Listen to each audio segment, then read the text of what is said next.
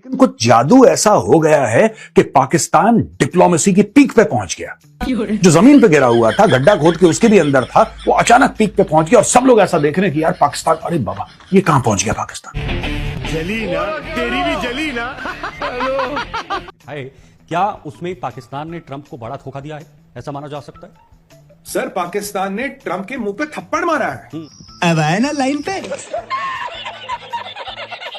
दोस्तों, पाकिस्तान ने ट्रंप पर पक्की पक्की तवीज़ें डाल दी है। अब सूरत-ए-हाल ये है कि एक तरफ ट्रंप हमारी तारीफें कर रहा है, दूसरी तरफ ईरान भी हमारा शुक्रिया अदा कर रहा है। वैसे भी हमारी फॉरेन पॉलिसी की समझ किसी को भी नहीं आती। उधर इंडियन मीडिया को ये आग लगी हुई है कि पाकिस्तान हमसे इतना आगे कैसे निकल गया है। पाकिस्तान चौधरी बना बैठा है and India is not even in that building. और इस सज्जन को क्या तकलीफ है भाई? हम तो चुप रह गए, हम भी तो कर सकते थे। ये भूमिका दरअसल भारत को निभानी चाहिए थी। कितना बड़ा वर्ल्ड ऑर्डर में भारत की पोजीशन क्या हो गई और पाकिस्तान की पोजीशन क्या हो गई। यही नहीं, कुछ भी हो जाए, इंडिया के गोदी मीडिया का दर्द खत्म ही नहीं होता। पाकिस्तान ने ट्रंप के मुंह पर थप्पड़ मारा है, ये कहना है इंडियन मीडिया का। एक तरफ पाकिस्तान अमेरिका और ईरान के मुज़ाकरात करवा रहा है, दूसरी तरफ पाकिस्तान ने ईरान के लिए रास्ता भी खोल दिया है। क्या उसमें पाकिस्तान ने ट्रंप को बड़ा धोखा दिया है, ऐसा माना जा सकता है? सर, पाकिस्तान ने ट्रंप के मुंह पे थप्पड़ मारा है। पाकिस्तान ने ट्रंप के मुंह पे जूता मारा। मैं कहूं, मतलब मैं सभ्यता के दायरे में रह के कह रहा हूं। हुआ कैसे, ट्रंप की सारी रणनीति थी ब्लॉकेड को लेकर कि भाई एक बात बताइए, इराक की 2-2 घंटे बाद पाकिस्तान क्या कर रही है? कुछ खिचड़ी पक रही है, कुछ गड़बड़ है। अब शीतल भाई, खिचड़ी की पोल खुल गई। मैं आपको बताता हूं क्या है। पाकिस्तान ने 6 रास्ते खोल दिए ईरान के लिए, जो पहले एक होता था 6।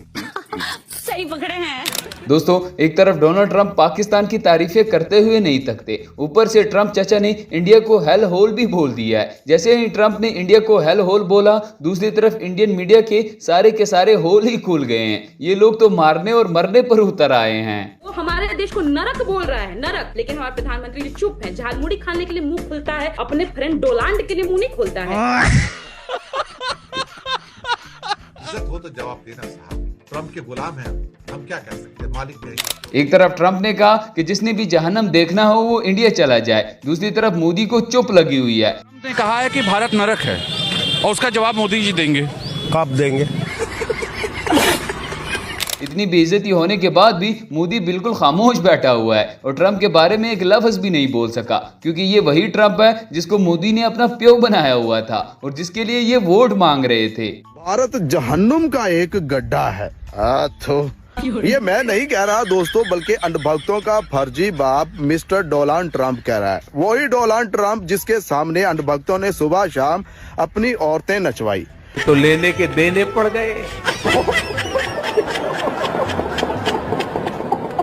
यही नहीं दोस्तों, अब तो इंडियन मीडिया ने अपनी ही मोदी को रोस्ट करना शुरू कर दिया है। एक तरफ पाकिस्तान जंग रुकवा रहा है, दूसरी तरफ मोदी बिल्कुल खामोश बैठे हैं। अब गोदी मीडिया को कौन समझाए कि मोदी भी असल में जंग रुकवाना चाहता है, लेकिन इसे कोई मुंह ही नहीं लगाता। वैश्विक मंच पर अगर भारत अपनी भूमिका नहीं निभाएगा तो कौन निभाएगा? 140 करोड़ देशवासियों के माननीय, यशस्वी, पराक्रमी प्रधानमंत्री खामोश बैठे रहे। लेकिन क्या हुआ? मीडिएट करने का मौका दिया गया पाकिस्तान को। लवणे न भोजन। लो जी दोस्तों, इंडिया में एक नई टेक्नोलॉजी भी आ गई है, जिसमें इंडिया के लोग अग्नि 6 मिसाइल को पेशाब और गोबर से धोएंगे और फिर मोदी अपने हाथों से इस मिसाइल को गोबर भी लगाएंगे। इस हिसाब से तो इस मिसाइल का नाम अग्नि मिसाइल से तब्दील करके मूत्री मिसाइल रख देना चाहिए। Significant changes in Agni 6 ballistic missile program. Prime Minister Modi specifically told us that all missiles should be washed with pavitra cow urine before they are made. First we soak the missile parts into urine, but they started getting rust. So now we use a mixture of cow dung and urine to prevent rust. अब जरा ये वाला clip भी देख ले। पूरी दुनिया इस वक्त AI का इस्तेमाल कर रही है, लेकिन इंडिया के अनभक्त अभी तक सुअर के दांत में ही फंसे हुए हैं। कभी गोबर, कभी मूत्र और अब सुअर का दांत। ये दगड़दले अपने भगवान के अलावा सब पर भरोसा करते हैं। ये क्या है? सुअर का दांत। क्या है? सुअर का दांत। सुअर का दांत। तू क्या है बे? ये वाला बड़े वाला। ये सुअर का दांत अपनी गली में बेटी के गले में डाल दो, कसम महादेव की, कसम ओमकार भगवान की, सुअर नजदीक नहीं आएगा। वो अलग ही लेवल का बंदा था। दोस्तों ये अनबख्त वहाँ पैदा होते हैं जहाँ सवाल ही पैदा नहीं होता। दुनिया के सारे काम मोदी ने ही करवाए। ईरान और अमेरिका की जंग है, ये किसने रुकवाई? मोदी जी। साउथ सुडान में डेमोक्रेसी कौन लाएगा? मुझे लाएगा। ये बताओ एंटार्क्टिका की सारी बर्फ किसने पिघलाई? मोदी। मुझे तो लगता है कि इन अनबख्तों की पैदाइश में भी मोदी का ही हाथ है। दोस्तों वैसे तो इस वक्त ईरान ने सबकी ही बैंड बजाई हुई है, क्या अमेरिका और क्या ही इसराइल। ईरान इस वक्त सबको ही ठोक रहा है, लेकिन इंडिया में बैठे गोबर आर्य की अलग ही दुनिया है। इन्होंने इंडिया में बैठे बैठे ईरान पर इसराइल का कब्जा करवा दिया है। एक और चीज, अगर ये ज्यादा डेस्परेट हो गए तो ये इजराइल से हाथ मिला के, क्योंकि सबसे बड़ा power, military power middle east में इजराइल है और सिर्फ एक न्यूक्लियर पावर है पूरे मिडिल ईस्ट में, उसका नाम इजराइल है। ये इजराइल के साथ हाथ मिला के ईरान को निपटाएंगे। ईरान में घुस गई है इस्राएली सेना, अब होगा मौत का असली नंगा नाच। जो भी बच्चे वहां पर ईरान का नक्शा बना रहे हैं वो नक्शा बनाना बंद कर दो, पूरे तेहरान को अपने कब्जे में ले लिया है। इसी तरह एक तरफ इंडिया वाले खुद को विश्व गुरु कहते हैं, दूसरी तरफ ये एक गुब्बारे से भी डर जाते हैं। इस वक्त पूरे इंडिया में डर का माहौल बना हुआ है, क्योंकि इन्होंने फिर से हमारा एक गुब्बारा पकड़ लिया है। और इस बीच राजस्थान से बड़ी खबर सामने आ रही है, जहां श्रीगंगानगर में पाकिस्तानी गुब्बारा मिला है। आपको बता दें कि एलसी गांव में मिला है ये संदिग्ध गुब्बारा। गुब्बारे पर पाकिस्तानी एयरलाइंस का नाम लिखा हुआ है। इसके बाद गांव ने पुलिस को इसकी जानकारी दी है। 1 महीने पहले भी श्रीगंगानगर में इसी तरह का PIA लिखा हुआ गुब्बारा मिला था। कौन है ये लोग?